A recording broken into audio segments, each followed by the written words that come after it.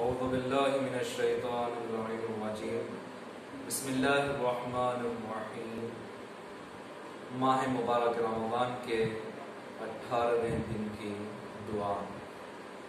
بسم اللہ الرحمن الرحیم۔ اللہم نبہنی فیہ لبرکات اسحارہ ونور فیہ قلبی بضیاء انوارہ وخذ بكل أعضائي لاتباع آثاره بنورك يا منور قلوب العارفين۔ خدایا مجھے آج کے دن اس سحر کی برکتوں کے لیے بیدار رکھنا اور میرے دل کو اس کے انوار کی روشنی سے نورانی بنا دینا، تمام اعضاء و جوارح کو اپنی اتباع میں مصروف کر دینا اور نور کے وسیلے سے اے عارفین کے دلوں کو روشن کرنے والے۔ ناظرین، آپ کی خدمت میں مسلسل یہ دعاؤں کی مختصر سی توضیح ترجمہ کے ساتھ پیش کی جاتی ہے۔ آج کے اس دعا میں ہم پروردگار عالم سے مانگ رہے ہیں، بیداری مانگ رہے ہیں، تنبیہ کرتے رہنا پروردگار عالم سے طلب کر رہے ہیں۔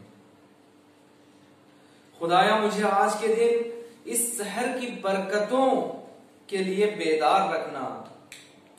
سحری کے وقت ہم بیدار تو ہوتے ہیں، اکثر ماہ مبارک کی رمضان کی راتیں بعض افراد رات تمام جاگ کر شب زندہ دار رہتے ہیں، لیکن پھر بھی اس دعا میں بیدار کی طلب کر رہے ہیں کہ بیدار رکھنا۔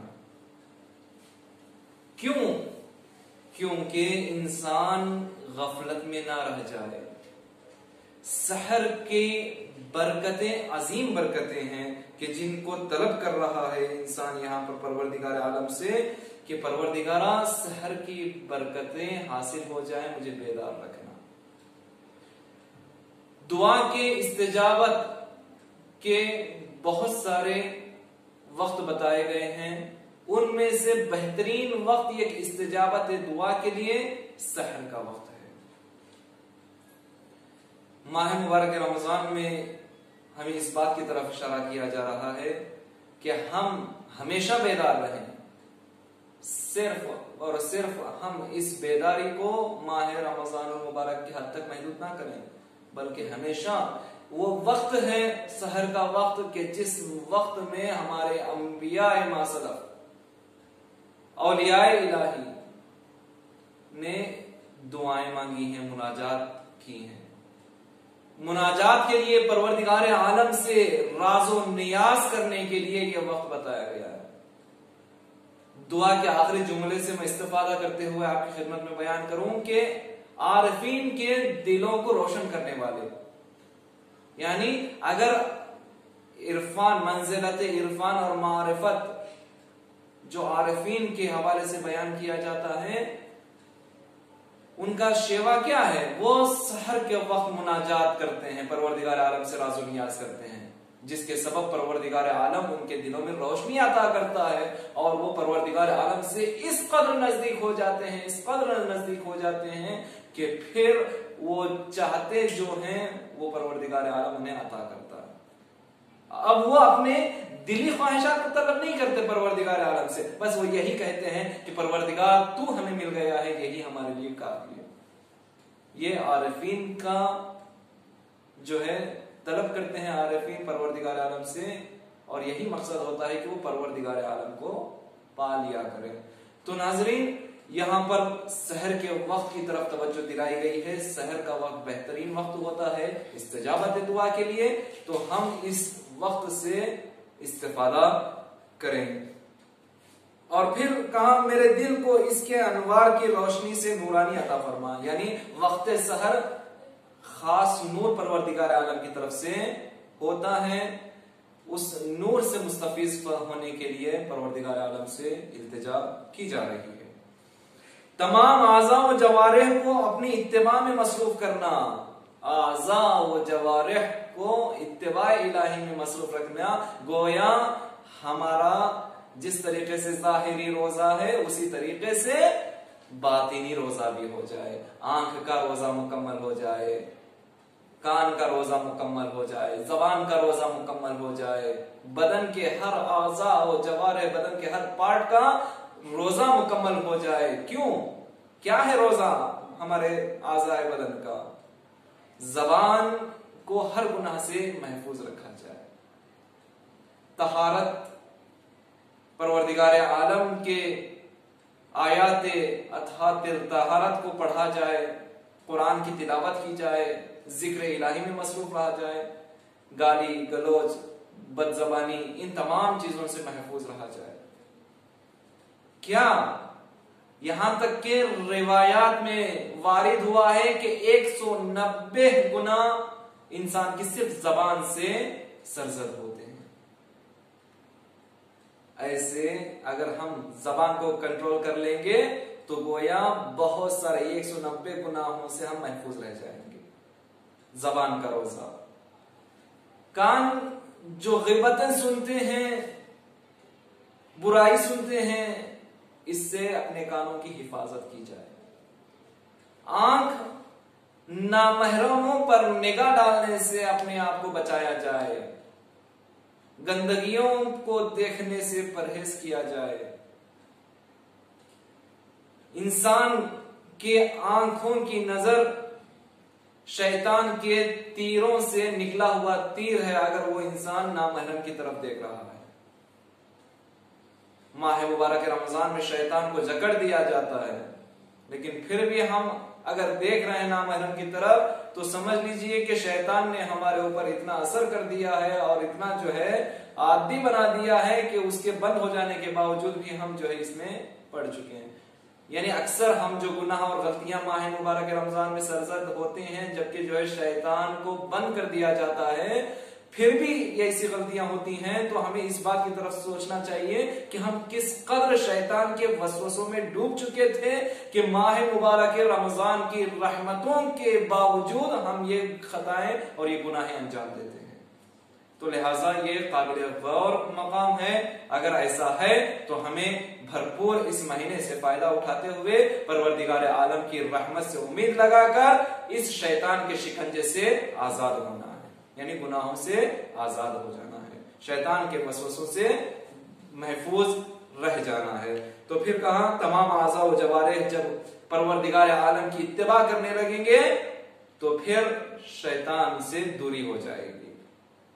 جاء الحق وزهق الباطل ان الباطل كان زهوقا، حق آ گیا اور باطل مٹ گیا، یعنی جیسے ہی حق آ جاتا ہے تو باطل خود بخود دور ہو جاتا ہے۔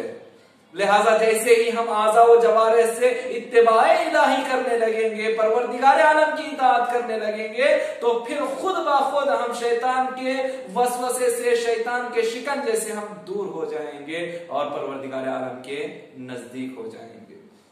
تو ناظرین، کہاں تمام اعضاء و جوارح کو اپنی اتباع میں مصروف کر دینا اور نور کے وسیلے سے اے عارفین کے دلوں کو روشن کرنے والے نور کیا ہے؟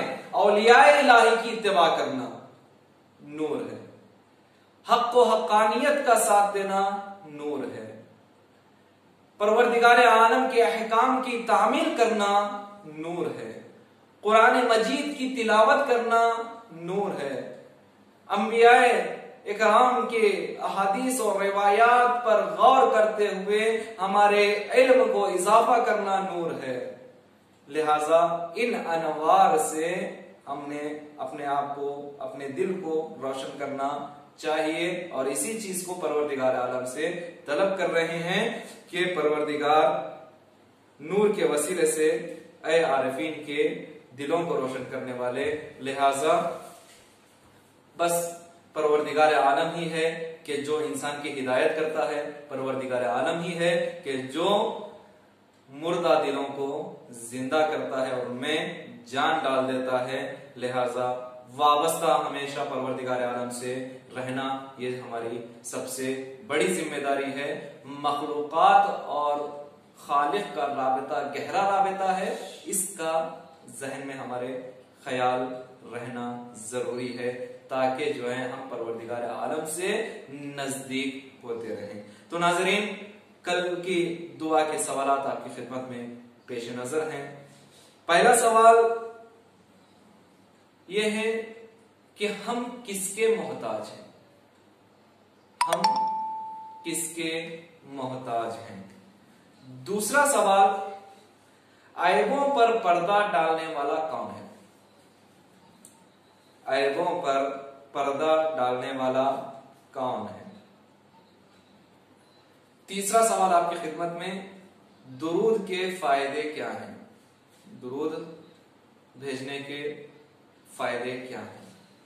یہ سوالوں کے ذریعے سے آپ کی خدمت میں نے جو جوابات طلب کیے ہیں وہ تمام کے تمام جوابات دعا میں جو تشریح کی گئی ہیں اسی سے طلب کیا ہے. ان دعا سے باہر کے یا دیگر جن کتابوں میں جو موجود ہیں وہ جوابات نہ دیں تو بہتر ہے تاکہ آپ کے جوابات کو قبول کیا جا سکے.